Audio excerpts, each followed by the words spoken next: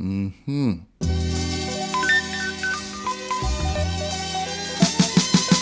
This was supposed to be my very first dessert recipe on Mmhmm, but I decided to create something versatile that could be used in different dessert-inspired applications. This passion fruit butter, which is actually very similar to our custard, is definitely something you need to try. Starting off, we need the pulp of 5 passion fruits.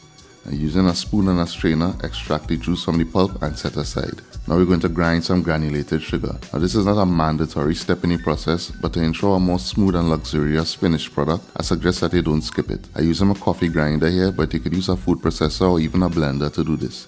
Essentially, we're making our own caster sugar, which is a finer grain than granulated, but not as fine as icing sugar. Lightly beat 4 eggs and set aside.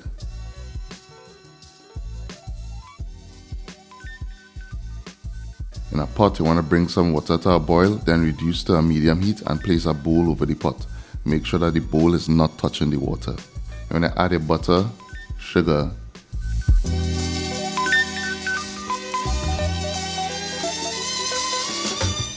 bay leaves, cloves, egg and passion fruit mixture. And you want to add some lemon juice. Keep stirring with a wooden spoon until it thickens. This should take about 10 minutes. Once it thickens to the point where it's coating the spoon, you're done. While it was still at room temperature, I decided to top some pancakes with it and it tasted amazing.